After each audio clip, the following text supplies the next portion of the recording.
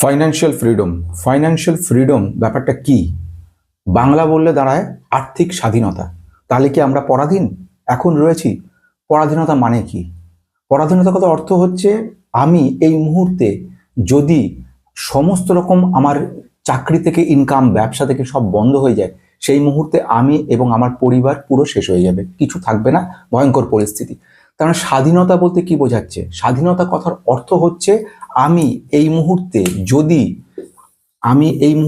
আমার এই স্বাধীনতাটা আনার জন্য এমন কিছু ব্যবস্থা করব যাতে আগামী 20 বছর 25 বছর পরে গিয়ে আমাকে কারুর দাসত্ব গ্রহণ করতে না হয়, কারুর হ্যাঁতে হ্যাঁ মেলাতে না হয়, যে কাজ আমার পছন্দ নয় সে কাজের পেছনে দৌড়তে না হয়, এবং সবসময় এমনভাবে থাকা, তার থেকে বরঞ্চ অনেক স্বাধীনভাবে যেন আমি বাঁচতে পারি, যেখানে আমি আমার যে পছন্দ মতো কাজ করতে পারি, কিছু কাজ করি না করি, সুন্দর আনন্দের সঙ্গে থাকতে পারি, বেড়াতে পারি, সারা বিশ্ব ঘুরে বেড়াতে পারি, কোনো একটা সমুদ্র তটে গিয়ে বিশ্রাম গ্রহণ করতে পারি, দুর্দান্ত খাওয়া খেতে পারি, বড় যেসব জায়গায় সাধারণ মানুষ কল্পনা করতে পারে না, যেখানে বড় লোকেদের জায়গায় আভিজাত্য এলাকা, সেই সমস্ত জায়গায় যেতে পারি। এইগুলো সম্ভব, এগুলো কোনো গল্প না, এগুলো অতীতের যে ঘটনা ঘটেছে। বিজয় কেডিয়া স্যারকে যে বয়সে দেখতে পাচ্ছ, আজ থেকে 25 বছর আগে সে কিন্তু এই বয়সে ছিল না, সে তখন শুরু করেছিল। সেই শুরু থেকে আস্তে তিল তিল করে করে আজকের জায়গায় পৌঁছেছে। সে সময় আজকের দিনে কোনো বোদ্ধা যদি বলে সেই দিনের দিনটা কিন্তু ভালো দিন ছিল, সেই সুযোগ ছিল, আজকে সুযোগ নেই, সেটা বোকামো। আজ থেকে 25 বছর পরেও এই দুঃখ জানাবে যে এখন সমস্ত সুযোগ নেই, 25 বছর আগে অর্থাৎ এই সময় বড় সুযোগ ছিল। এরা চিরকাল থাকবে। পরিষ্কার কনসেন্ট্রেশন রাখো, সেটা হচ্ছে ফাইন্যান্সিয়াল ফ্রিডম আনার জন্য, স্বাধীনতা আনার জন্য আমাদের সব থেকে বড় প্রয়োজনীয়তা পড়ে 3টে গুরুত্বপূর্ণ পিলার। আজ যে ঘটনাগুলো বলবো, যে ভিডিওটা রয়েছে, মোটামুটি শেষ পর্যায়ে চলে এসেছি। সেটা হচ্ছে 3টে পিলারকে নিয়ে কথা বলবো, যে পিলারের উপর বেস করে এগোবো। আর একটা উৎসাহ অনেকের, মানে আমি ভাবতে পারিনি যে এতজন মানুষ এত উৎসাহ থাকবে ফাইন্যান্সিয়াল ফ্রিডমের ব্যাপারে। অনেকে এই ব্যাপারটা লিখেছে, তাদের বিভিন্ন বয়স লিখে দিয়েছেন।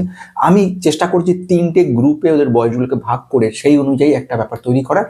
আর একটা ব্যাপার কথা হয়েছে, সেটা হচ্ছে কি, আরো একটা গুরুত্বপূর্ণ জিনিস, যেটা হচ্ছে আজকের দিনে দাঁড়িয়ে থেকে আমি যদি দেখি আজ থেকে 25 বছর পরে টার্গেটটা আমি কত করব, কোন টার্গেটে বেস করে আজকে আমি থাকবো, এইখানে বসে আমি ওই টার্গেট যদি না করতে পারি, তাহলে আমার পুরো কাজটা বেকার হয়ে যাবে। তাহলে আমাকে টার্গেট রাখতে হবে, সেই টার্গেটে পৌঁছানো। অর্থাৎ এই আমি এখানে আছি, এইখান থেকে আমি এইখানে পৌঁছতে চাইছি। এই যে রাস্তাটা দেখে মনে হচ্ছে খুব ইজি, সবাই পারে, কিন্তু সবাই পারে না। এইখান থেকে এখানে পৌঁছতে অর্ধেক লোক শুকিয়ে হারিয়ে যায়। আমি একদম লিখিতভাবে বলছি, শুকিয়ে হারিয়ে যায়। আমার দেখা 100 জন ক্লায়েন্টের মধ্যে মাত্র 10 জন ক্লায়েন্ট এখান থেকে এইটুকু পৌঁছতে সময় লেগে গেছে, 90 জন রাস্তায় হারিয়ে গেছে। তাদের মধ্যে প্রায় 70 থেকে 80 জন কোনোদিন যোগাযোগই করেনি, গল্প শেষ। 10 জন যোগাযোগ করেছে, তাদের হাই হতাশ দেখেছি, কারণ তারা নিজেরা স্বীকার করেছে ভুলভাল করে ফেলেছি, মাঝখানে ট্রেডিং করে ফেলেছি, মাঝখানে যেই দেখেছি এত পড়েছে, প্রফিট বুক করেছি, আবার নেওয়া শুরু করেছি। কিছু লোক কিছু উপায় নেই, চিকিৎসার জন্য লেগেছে, কারুর একটা বাড়ির জন্য লেগেছে, সবগুলো লেগে গেছে, তাদের সেখানে দোষ বলবো না। কিন্তু 10টা ছেলে মেয়েকে দেখেছি আমি এইখানে পৌঁছতে, এবং যারা পৌঁছেছে তারা আজকে নিশ্চিন্তে আছে। বিজয় কেডিয়া স্যারের কত এই মুহূর্তে নেটওয়ার্ক জানো? আইডিয়া আছে কোনো? আমাদের ধারণার বাইরে। কি করে সম্ভব হলো, কি করে? অথচ প্রথম জীবন তার এমন অবস্থা ছিল, তোমরা বহুবার সেখানে পড়েছো, একটা 14 টাকা দামের দুধের কৌটো কেনার ক্ষমতা ছিল না। আমি আবার বলছি, বাচ্চার জন্য একটা দুধের কৌটো কেনার ক্ষমতা ছিল না। সেই মানুষটা আজকে এত টাকা তার নেটওয়ার্থ রয়েছে, তার এত কোটি, যেটা অফিসিয়ালি দেখাচ্ছে তার প্রায় ডবল তার অরিজিনাল রয়েছে। সেখানে সে সারা ভারতে সমস্ত বাচ্চা দুধের কৌটো কিনে দেওয়ার ক্ষমতা রাখে। এমনই সে মানুষটা কি করে হয়েছে? স্পেশাল গুণ কি ছিল? কোন কোয়ালিফিকেশন তার ছিল? সে চার্টার্ড অ্যাকাউন্টেন্ট ছিল না, কস্ট অ্যাকাউন্ট ছিল না, ম্যানেজমেন্ট ডিগ্রি ছিল না, তার কোনো স্পেশাল ডিগ্রি ছিল না, কিছুই ছিল না। সাধারণ এডুকেটেড পার্সন, সাধারণ গ্র্যাজুয়েট, পরে করেছে কলকাতা আর মুম্বাই, শুধু ছোটাছুটি করতো পাগলের মতো। তারপর বউয়ের সব গয়নাগুলো বন্ধ করে ট্রেডিংয়ে লাগিয়েছে, সব সর্বশান্ত হয়ে মুম্বাই গেল। মুম্বাইকে দিকে মন স্থির হলো না, আবার কলকাতায় ফিরে এলো। কলকাতা ঠিক হলো না, আবার ফিরে গেল মুম্বাইতে, পাগলের মতো হাল তার। সেই মানুষটার আজকে পরিমাণ দেখো, ভাবো, একটা সাধারণ মানুষ। রাকেশ ঝুনঝুনওয়ালাজি বা দামানিজি, এরা কোয়ালিফাইড চার্টার্ড অ্যাকাউন্টেন্ট, এদের বিরাট গুণ রয়েছে, বড় ব্যবসা আছে, এরা করেছে একটা আলাদা জায়গা থেকে, তারা গেছে, সঙ্গে বড় টাকা রেস্ট তো ছিল।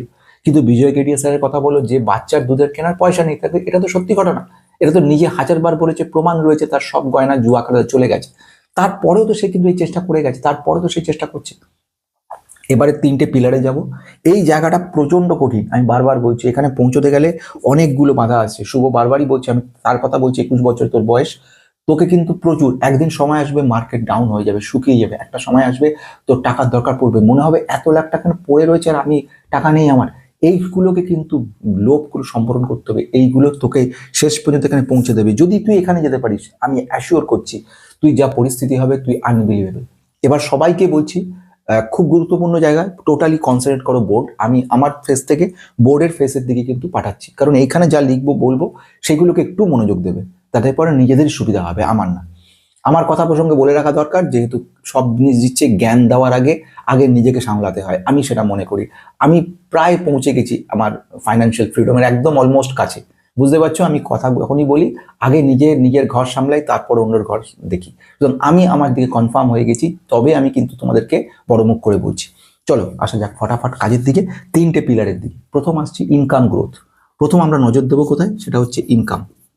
ইনকাম গ্রোথের দিকে কিন্তু নজর দাও। ইনকাম গ্রোথের দিকে নজর না দিলে কিন্তু কোনো কাজ হবে না।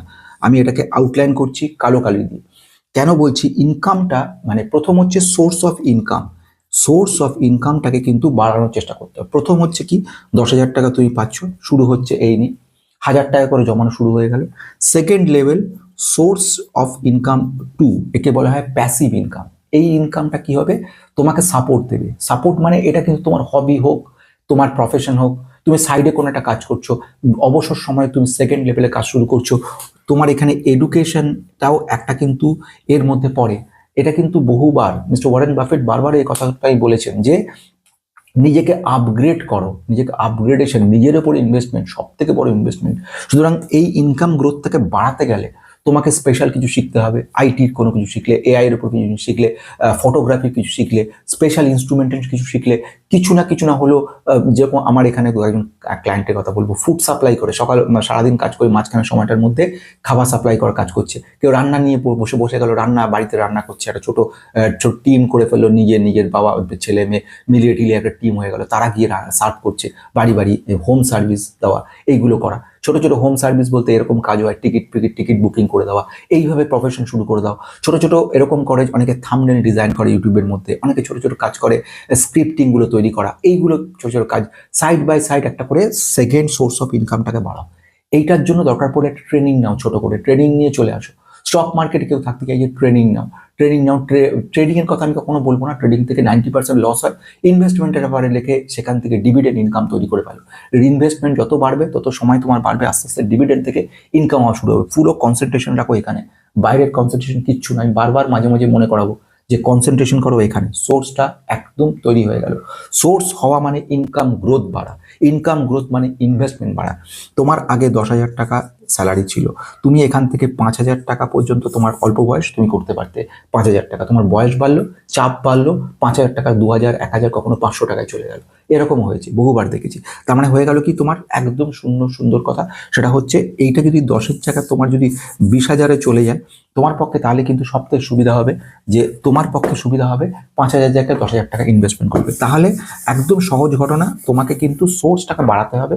সোর্স বাড়ানোর জন্য যা যা করা দরকার তোমাকে সেগুলো কিন্তু করে যেতে হবে, না হলে পর তুমি কিন্তু হাতড়াতে শুরু করে দেবে।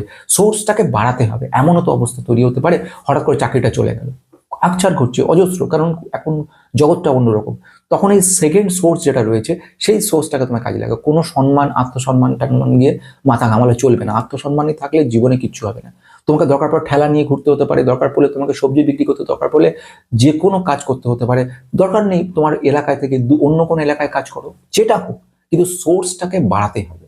মিস্টার ওয়ারেন বাফেট যখন অল্প বয়স, ভাবতে পারবে না, 7 বছর, 8 বছর, 9 বছর, তখন থেকে সে ব্যবসা শুরু করে দিয়েছে। থামস আপের ছোট ছোট যে ইয়েগুলো, ঢাকনাগুলো, সেগুলোকে জড়ো করতো, সেগুলো বিক্রি করতো। এরকম ভাবে ছোট ছোট কাজগুলোকে কাজ করে গেছে। এমনিতে হাজার হাজার কোটি টাকা হয়নি, সে ওই 2 টাকা, 5 টাকা, 10 টাকা জমা দিয়েছে। কম্পাউন্ডিং এমন মজাদার জিনিস, 2 টাকা তুমি যদি ঠোকাও, 10-20 বছর পরে গিয়ে ওটা লাখে গিয়ে চলে যাবে। 10 টাকা দাও, লাখে চলে যাবে। 100 টাকা দাও, সেখানে গিয়ে 10 লাখে চলে যাবে। 1,000 টাকা দাও, 30 বছর পরে গিয়ে দেখবে কোথায় চলে যাচ্ছে। কম্পাউন্ড এটাকেই বলে। কম্পাউন্ডিং এর মজা এখানে। কম্পাউন্ডিং এর মধ্যে 5 বছরে কিচ্ছু দেখবে না, 5 বছর দেখতে পারবে নিজের চোখের সামনে কিছুই হচ্ছে না, কিন্তু 7-8 বছর পর থেকে নিজে ঘাবড়ে যাবে যে এত হয়ে যাচ্ছে কি করে। ইভেন তারপর যদি ধসও নামে, কিচ্ছু হবে না। আমি এই ফাঁকে বলে রাখা দরকার, আমার যে পোর্টফোলিও রয়েছে আমার কথা ছেড়েই দাও, আমাদের পোর্টফোলিও গ্রিন থেকে রেড হতে গেলে একটা বিশ্বযুদ্ধের দরকার পড়বে, না হলে কিছু হবে না। কারণ এগুলো আমাদের টাইট, বহু বছর ধরে একটা জায়গা তৈরি হয়ে গেছে আমাদের, ন্যাচারাল ব্যাপার। চলে আসা যাক তাহলে সোর্সের ব্যাপারগুলো ক্লিয়ার। এবার খুব গুরুত্বপূর্ণ বোর্ডের দিকে লক্ষ্য রাখো। আমি যে ফর্মুলা বলছি, তিনটে যে পিলার ছিল, দ্বিতীয় যে পিলারটা সেটা নিয়ে বলতে চলেছি। কি বলতে চলেছি সেটা হচ্ছে একটা রুলের গল্প বলবো। রুলসটা কি গল্প রয়েছে? Savings rules. অর্থাৎ আমি যে রুলসটা বলছি সেটাকে বলে সেভিংস রুলস। সেভিংস করার জন্য এখানে কিন্তু একটা খুব সুন্দর মজাদার রুল রয়েছে, কোনো বইয়ে কোনোদিন পাবে না, কোনো থিওরিতে কোনোদিন পাবে না। টোটালি আমি আমার প্র্যাকটিক্যাল যে সমস্ত ক্লায়েন্টদের থেকে এক্সপিরিয়েন্স করে নিজস্ব যে অরিজিনালিটি মিশিয়ে সেভিংস রুল তৈরি করেছি। মন দিয়ে দেখো, সেভিংস রুল, এই রুলটা কিন্তু একটুখানি যত্ন করে বোঝার চেষ্টা করি। সেই রুলকে বলেছি 30-60 রুল। এই ব্যাপারটা কি বোঝা গেছে? 30-60 রুল মানে 30% to 60% রুলের মধ্যে বলছি। কি ব্যাপারটা? এবার আমি এটাকে একটু ইলাবোরেট করছি। আমরা যখনই যে কাজটা করব, সে কাজটাকে সেভিংস যে ব্যাপারটা আছে, সেভিংসটাকে কিন্তু খুব বুদ্ধিমান মতো কাজ করতে হবে। প্রথম হচ্ছে বিগিনার্স যারা রয়েছে, বিগিনার্স তারা কি ফলো করবে? 30% রুল ফলো করবে। বিগিনার্স বা যারা একটু সবে এসছে মার্কেটে, কিছুদিন হয়েছে, একটুখানি একটু এগোচ্ছে। আর এই বিগিনার্সের কাজ কি 30% রুল ফলো করা? কি, যদি তোমার 10,000 টাকা স্যালারি হয়ে থাকে, স্যালারি তোমার যদি 10,000 টাকা হয়ে থাকে, 3,000 টাকা তুমি কিন্তু ইনভেস্ট করছো, হয়ে গেল। এই 3,000 টাকার মধ্যে ডাইভার্সিফিকেশন পরের কথা, আগে এই ব্যাপারটাকে বুঝে নাও। 10,000 টাকা হলে 3,000 টাকা, কারোর যদি মাইনে 50,000 টাকা হয় তাহলে তার ক্ষেত্রে কত হবে? 15,000 টাকা সে কিন্তু মাস্ট সেভ করবে। তোমরা কমেন্টে লিখতে পারো তোমরা তোমাদের স্যালারির কত অংশ এইভাবে সেভ করছো। এটার আবার বাইফার্কেশন করে দেবো, কিন্তু এইটা দেখবে নিজে হিসেব করে দেখো না, তোমার মাইনে যদি 1 লক্ষ টাকাও হয়, সেক্ষেত্রে তুমি কত পার্সেন্ট ইকুইটি মার্কেটে রাখছো। তাহলে বোঝা গেল এটা। তাহলে এই সেভিংস রুলের মধ্যে পেলাম 30%। এবারে আসছি অ্যাগ্রেসিভ কথার অর্থ তুমি আগে বলেছিলাম, এগুলো কি মনে আছে? যে 20 বছর থেকে 30 বছরের রেঞ্জে যারা রয়েছে তাদের জন্য কিভাবে এগোনো যায়। 20 থেকে 30 যাদের রেঞ্জে রয়েছে, 30% এনাফ। প্রথম দিকে বলবো 10%, অর্থাৎ কারোর 10,000 হলে মাত্র 1,000 টাকা, 1,000 টাকা দিয়ে শুরু করবে। তারপরে একটু ম্যাচুরিটি হলে 3,000 টাকায় গিয়ে তুমি দাঁড়ালে, এখানে থামলে। কিন্তু এখানে একটা চার্টের ব্যাপার দেখতে পাচ্ছ নিশ্চয়ই। চার্টটার যে এই 30% চার্ট যেটা রয়েছে চার্টে, তারা কিন্তু এইভাবে এগিয়ে গেল, ঠিক আছে। কিন্তু আমি লেটে শুরু করেছি, অনেক দেরি করে, তাহলে আমার ক্ষেত্রে কি হবে? আমি তখন অ্যাগ্রেসিভ ওয়ে নেব। শুরু তো করছি এরকম জায়গা থেকে, এই জায়গাতেও আমি পিছিয়ে আছি, কিন্তু এইখানে গিয়ে কিন্তু আমি এগিয়ে গেলাম এবং অনেকখানি ওপরে উঠে গেলাম। এখানে লক্ষ্য করে দেখো, দুটো লাইনের মধ্যে কোনটা কত জায়গায় গিয়ে পৌঁছচ্ছে। এই যে লাইনটা দেখতে পাচ্ছ, এই লাইনটা যখন 1 crore গিয়ে পৌঁছচ্ছে, সেখানে তাকে যে সময় লাগছে, এ কিন্তু অনেক অল্প বয়স, 20 বছরে স্টার্ট করেছিল, এ 40 বছরে স্টার্ট করেছে। এ কিন্তু ঠিক অ্যাগ্রেসিভ ওয়েতে গিয়ে এখানে পৌঁছে যাবে এরও আগে। এখানে পৌঁছাতে গেলে একে এখানে পৌঁছতে হচ্ছে, এখানে গেলে এখানে, এরকম জায়গাতে পৌঁছে যাচ্ছে। তো এরকম জায়গাতে অ্যাচিভ করে যাচ্ছে ফাইন্যান্সিয়াল ফ্রিডম। তাহলে তার জন্য কি করতে হবে? একটা যাকে বলা হয় rocket super charging fuel use করতে হবে। সুপার চার্জিং ফিউলস মানে এইখানেই সেই গেমটা লুকিয়ে রয়েছে। কি লুকিয়ে রয়েছে? এইখানে আমি বলবো 60% রুলের গল্প। Aggressive financial independent financial freedom আনানোর জন্য খুব কুইকলি অ্যাগ্রেসিভ যারা থাকে, তারা 60% রুল ইউজ করবে। 60% রুল বলতে কি বোঝায়? কারুর যদি মাইনে 50,000 টাকা হয়ে থাকে, 30,000 টাকায় সে কিন্তু ইনভেস্ট করে দিচ্ছে মার্কেটে। মার্কেট মানে এখানে ইনভেস্টমেন্টের 3টে ভাগ রয়েছে, সেটা আলাদা কথা। 30,000 সে কিন্তু টোটালি ইনভেস্ট করে দিচ্ছে। কারোর যদি 1 লক্ষ টাকা মাইনে হয়, 60,000 টাকা সে কিন্তু স্ট্রেট আগেই ইনভেস্ট করে দিচ্ছে এখানে। এইভাবে যদি ইনভেস্টমেন্ট হয়, ভেরি কুইকলি সে কিন্তু পৌঁছে যাচ্ছে লক্ষ্যে। এইটার জন্য আমি বলেছিলাম আগের ক্ষেত্রে এই ব্যাপারটার কথা। তাহলে 30-60 রুলস আমাদের কিন্তু এইভাবে লক্ষ্য করে দেখো। এই যে 60% তুমি ইনভেস্ট করছো অ্যাজ এ অ্যাগ্রেসিভ ইনভেস্টর, তোমার ক্ষেত্রে ভাগগুলো লক্ষ্য করো। এখানে কিন্তু একটা ভাগ আমি তৈরি করে দিয়েছি, দেখতে পাচ্ছ এখানে নিশ্চয়ই যাচ্ছে পর্যন্ত। 20% তুমি কি করছো, লং টার্ম ইনভেস্টমেন্টের জন্য রেখে দিচ্ছ লার্জ ক্যাপ যেসব স্টকগুলো রয়েছে তার মধ্যে থেকে। লং টার্ম ইনভেস্টমেন্ট, ওই লং টার্ম ইনভেস্টমেন্ট তুমি করে দিচ্ছ 20%-এ, অর্থাৎ ইকুইটি, মিউচুয়াল ফান্ড এই সমস্তগুলোতে 20% তুমি রাখছো। 10% তুমি রেখে দিচ্ছ ইমার্জেন্সি ফান্ডের জন্য। ইমার্জেন্সি ফান্ড হিসেবে কিন্তু 10% তুমি রাখছো। হঠাৎ করে কোনো দরকার পড়ে গেল, তোমার যে 30,000 টাকা 50,000 টাকা ইনকাম হলে 30,000 টাকা রাখলে, তার মধ্যে থেকে 3,000 টাকা ইমার্জেন্সি ফান্ড হিসেবে একটা রেকারিং কিংবা কোনো একটা কিছু করে রেখে দিলে। আচ্ছা, এরপরে তুমি রাখছো 20%, তুমি অ্যাগ্রেসিভ ইনভেস্টর, তুমি রাখছো 20% একটা আলাদা ফান্ডে, যেটা কিনা মার্কেট ক্র্যাশ যদি করে সেক্ষেত্রে তুমি কিন্তু এটা কাজে লাগাচ্ছ। অর্থাৎ ক্র্যাশ বলে শব্দটা লিখে রাখলাম এখানে। খুব গুরুত্বপূর্ণ পয়েন্টগুলোকে একদম নজর রাখো, সেইভাবে বলছি। আচ্ছা, একটা কথা আমি বলেছিলাম ভাঙ্গার স্টকের কথা নিয়ে, তো সেখানে 20% এই ক্র্যাশ বা ভাঙ্গার, VHANGA এর ভাঙ্গার শব্দটা কিন্তু ওইভাবে পাবে না, খুচরো থেকে তৈরি করা। এটা হচ্ছে আমাদের বিজয় কেডিয়া স্যারের শব্দ। ভাঙ্গার মানে খুচরো, পেপার বিক্রি করা হলো তার থেকে কিছু খুচরো পয়সা পাওয়া গেল, কোনো কিছু একটা জিনিসকে বিক্রি করা হলো সেখান থেকে পাওয়া গেল, কিছু পুরোনো দিনের মেশিন বিক্রি করে দিলে কিছু টাকা পাওয়া গেল, পুরোনো কম্পিউটার বিক্রি করা হলো, মোবাইল বিক্রি করা হলো, তার বদলে কিছু পাওয়া গেল। এইগুলোকে বলে ভাঙ্গার, যেগুলো তোমার ডাইরেক্টলি কোনো ইম্প্যাক্ট পড়ছে না। সে সমস্তগুলো কথা নিয়ে বলছি। 20% স্যালারির, অর্থাৎ কারো যদি 50,000 টাকা হয় সেক্ষেত্রে তার 10,000 টাকা মতো কিন্তু এইখানে রাখবে অ্যাজ এ অ্যাগ্রেসিভ ইনভেস্টর। বারবার বলছি, মার্কেট ক্র্যাশের ক্ষেত্রে কাজে লাগবে, বা স্মল ক্যাপ, ন্যানো ক্যাপের মতো কোম্পানিগুলোতে ইনভেস্ট করার জন্য রাখতে পারো, স্মল ক্যাপ বা এই ধরনের হয়ে গেল। আর 10% যেটা তুমি রাখবে সেটা হচ্ছে তোমার স্কিলটাকে আপডেট করার জন্য। স্কিল, বিজনেস স্কিল বা কোনো একটা সাবজেক্ট, ইন্টারনেট অফ থিং, যেটা তুমি বলেছিলে আমাকে শুরুতে বলেছিলাম, মনে আছে? সেই ব্যাপারগুলো কিন্তু কাজ করবে। বা বিজনেস কোনো একটা শুরু করেছো, খাবারের বিজনেস, যেগুলোই বলেছিলাম। তাহলে খুব গুরুত্বপূর্ণ পয়েন্টগুলো বোঝা গেল। এবারে আমরা যাচ্ছি তৃতীয় গুরুত্বপূর্ণ পয়েন্টে, পিলার যাকে বলা যেতে পারে, যেই পিলারের উপর দাঁড়িয়ে রয়েছে টোটালটা। সেটা কি জিনিস? সেটা হচ্ছে ইনভেস্টমেন্ট। ইনভেস্টমেন্টের ব্যাপারে লং টার্ম ইকুইটিতে ইনভেস্টমেন্টের কথা নিয়ে আমি বলছি।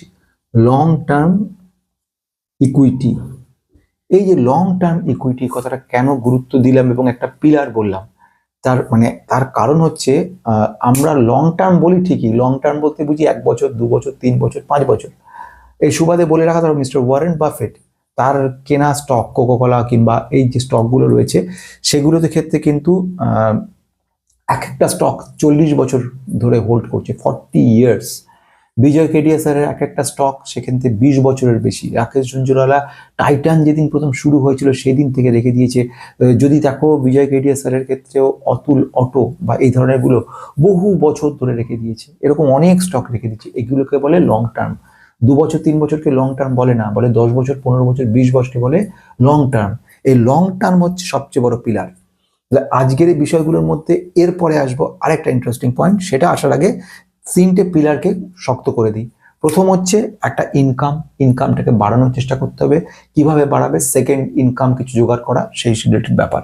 সেভিংস রুলটাকে গুরুত্বপূর্ণভাবে ফলো করো। যদি নতুন হয়ে থাকো 20 থেকে 30 বছর বয়সের মধ্যে, 30% তোমার জন্য খুব বেশি, 15ই যথেষ্ট, তাতেই তুমি বিশাল জায়গায় পৌঁছে যাবে, বড় ওয়েলথ জায়গায় চলে যাবে। কিন্তু দেরিতে শুরু করেছো, তোমার বয়স 40-45, তুমি এখন ভাবছো অনেকটা লস হয়ে গেল, অনেকটা দেরি করে শুরু করলাম। তারা রকেটের মতো ওড়ার জন্য, এইভাবে এগোনোর জন্য তাদের দরকার পড়ছে 60% রুলের কথা। 60% রুল তোমাকে ভেঙে অনেক আগে তোমায় অ্যাচিভ করিয়ে দেবে জায়গাটা। এবার 60 মানে অন্ধের মতো গোটাটাই কিন্তু ঢালবে না ইকুইটি মার্কেটে। ঢালবে কিভাবে? একটা 20% ইকুইটি মার্কেটে ঢালছো লং টার্ম ইনভেস্টমেন্টের জন্য। তারপর কি কাজ করছো? একটা ইমার্জেন্সি ফান্ডের জন্য রেখে দিচ্ছ কিছু টাকা। কি করছো? স্মল ক্যাপ বা ভাঙ্গার স্টকের জন্য 20% রাখছো এক্সপেরিমেন্টাল জায়গাতে। ভালো হয় স্মল ক্যাপে রাখো, ভাঙ্গারে রাখার দরকার নেই, তোমার বয়স যেহেতু 40 অ্যাবভ হয়ে গেছে। তারপরে কি করছো? 10% নিজের স্কিলকে আপডেট করছো। পুরোনো দিনের স্কিল নিয়ে আমাদের ইন্ডিয়ান আইটি কোম্পানিগুলো হাল দেখেছো, তারা কোনোদিন আপগ্রেড করে নিজস্ব সার্ভিস দিয়ে গেছে, কোম্পানিগুলো উঠে যাওয়ার জোগাড়। নিজেদেরকে আপগ্রেড করতেই হবে, যতদিন বাঁচবে ততদিন আপগ্রেড করে যাবে। তো স্কিল ডেভেলপ করলে কি হবে? স্কিল ডেভেলপ করলে আলটিমেট নিজেকে ইমপ্রুভমেন্ট করতে পারবে। আমারই এক বন্ধু, দেখো কিরমভাবে, আমি নাম বলবো না সে যেহেতু, কিন্তু আপগ্রেড করে চলেছে নিজে কিন্তু একদিকে সিকিউরিটি, নেটওয়ার্ক সিকিউরিটির উপর কাজ করছে, তা সত্ত্বেও তার ন্যাক কি রয়েছে, তার ন্যাক রয়েছে পামিস্ট্রির ওপরে, নিউমেরোলজিস্টের ওপরে। সে কিন্তু সেই ব্যাপারটার উপর রীতিমতো পড়াশোনা করছে, প্যারালালি পড়াশোনা চালিয়ে যাচ্ছে, বহুদিন ধরে বছর বছর প্রচুর টাকা ইনভেস্ট করছে। একে বলে স্কিল ডেভেলপমেন্ট। ও জানেও যে এরপরে একটা টাইম পরে আমি এটা থেকে ইনকাম করবো, ইভেন প্যারালাল কাজ করে যাব, ডবল ইনকাম করব, এইগুলোর দরকার পড়ছে এখানে। আর তৃতীয়ত পিলার কি, লং টার্ম ইকুইটির জন্য আমাদের খুব কাজে লাগছে। এবারে আসবো পরের কথাতে, এবারে আসছি শেষ দিক কথার অর্থ হচ্ছে খুব গুরুত্বপূর্ণ পয়েন্টের দিকে। এই হচ্ছে তুমি এখানে দাঁড়িয়ে রয়েছো, তোমাকে এখানে এসে পৌঁছতে হবে।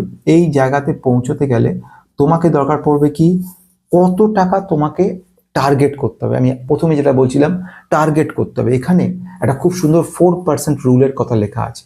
ফাইন্যান্সিয়াল ইন্ডিপেন্ডেন্ট হতে হবে। এই যে ইন্ডিপেন্ডেন্ট হতে হবে, তোমাকে স্বাধীন হতে হবে ফাইন্যান্সিয়ালি। তাহলে তোমার মোটামুটি গোলটা কতখানি, মানে আজকে আমার খরচ খরচা কত, সেটা প্রথমে জেনে নাও। তুমি জানছো আমার এক্সপেন্সেস হচ্ছে 20,000 টাকা হচ্ছে আমার এক্সপেন্স হচ্ছে মাসে মাসে। তাহলে 12 মাসে আমার কত দাঁড়াচ্ছে, বছরে 2,40,000 টাকা মোটামুটি আমার বছরে খরচ হয়। ঠিক আছে, তাহলে আমি কি করব, 24% রুল অ্যাপ্লাই করব। 4% রুল, এই 4% রুল বলছে 25x of your total income, অর্থাৎ এক্সপেন্সেস। তোমার এক্সপেন্সের 25 গুণ তোমার টার্গেট হওয়া উচিত। অর্থাৎ এই মুহূর্তে কারোর যদি 2,40,000 টাকা তার এক্সপেন্স হয়ে থাকে, সেক্ষেত্রে তাকে কিন্তু 2,40,000 গুণ 25 এখানে পৌঁছতে হচ্ছে। 60 লাখ তার মোটামুটি টার্গেট রাখতে হবে। খুব ইন্টারেস্টিং, আমি আবারও বলছি, 4% রুলের গল্প তোমাদের শোনাচ্ছি। 4% রুলটাকে একটু মনে রাখো। 4% রুলটাকে যদি আমি ধরে নিই, তাহলে আমি কি দেখতে পাচ্ছি, 4% রুলের কথা অর্থ হচ্ছে 100 ডিভাইড বাই 4। এবার 100 ডিভাইড মানে 25, মানে মোটমাট তুমি জেনে রাখো 25 হচ্ছে তোমার 25x, অর্থাৎ আজকে তোমার যা খরচ খরচা তার কত গুণ, তার হচ্ছে 25 গুণ তোমাকে টার্গেট রাখতে হচ্ছে। এই টার্গেটটা তোমার মিনিমাম অ্যামাউন্ট যেটাকে পৌঁছতে হচ্ছে। অর্থাৎ কারুর যদি এক্সপেন্সেস আমি ধরে নিই, কারুর এক্সপেন্স যদি কারুর 5 লাখ টাকা হয়ে থাকে, 5 লক্ষ টাকা এক্সপেন্স হচ্ছে ইয়ারলি এক্সপেন্স, তাহলে তার 25 টাইম তাকে কিন্তু মোটামুটি মিনিমাম ফাইন্যান্সিয়াল ইন্ডিপেন্ডেন্ট হওয়ার জন্য 1.25 ক্রোর্স, এই টাকাটা কিন্তু তাকে মিনিমাম পৌঁছতেই হবে। এটা হচ্ছে মিনিমাম লেভেল। অর্থাৎ আমি যে কথাটা শুরু করেছিলাম সেটা মনে আছে, যে আমি যখনই টার্গেট এখানে আছি, আমাকে পৌঁছতে ওখানে, তাহলে আমাকে কোন টার্গেটে নিতে হবে, তাহলে একদম সিম্পল অ্যান্ড স্ট্রেট লেভেল হচ্ছে 25x অফ ইয়োর এক্সপেন্সেস। যদি 20,000 টাকা আমার মাসে খরচ হয়, 2,40,000 টাকা বছরে খরচ হবে, গুণ 25, অর্থাৎ প্রায় 60 লক্ষ টাকা আমার মিনিমাম টার্গেট রেঞ্জ থাকবে। 60 lakhs পৌঁছে গেল, বেশি হলো ভালো, বেশি না হলো ঠিক আছে, কিন্তু টার্গেট তোমাকে এখানে রাখতেই হবে। বোঝা গেল? এই হলো সবে শুরু, আমরা একটার পর একটা স্টেপ এগিয়ে চলেছি। ফাইন্যান্সিয়াল ফ্রিডমের 3rd স্টেজ আমি শেষ করেছি। এবারে একটা ব্যাপার দাঁড়াচ্ছে খুব ইন্টারেস্টিং, অনেকের উৎসাহ দেখেছি, অনেকে রীতিমতো উৎসাহী যে বিষয়টা, সেটা হচ্ছে কারুর বয়স 40, কারুর বয়স 50, কারুর বয়স 60। এরা কি করবে, এদের ক্ষেত্রে কত পার্সেন্ট তারা লং টার্মে রাখবে, কত পার্সেন্ট তারা ইকুইটি মার্কেটে, কতটা বন্ডে রাখবে, কতটা কি রাখবে, এইগুলোকে কিভাবে কি করা যায়, এটা আগামী দিন আমরা এটাকে নিয়ে আলোচনা করে নেব। একদম রিয়েল লাইফ এক্সাম্পল দিয়ে বিষয়গুলোকে বলছি। এটা কোনো জায়গাতে পাবে না, কোনো রকম কোনো ভিডিওতে পাবে না, এটা টোটালি আমার এক্সপিরিয়েন্স থেকে তৈরি করা। সুতরাং ভবিষ্যতে আগামী দিনই আমি আবার এটাকে নিয়ে আসবো। আজকের জন্য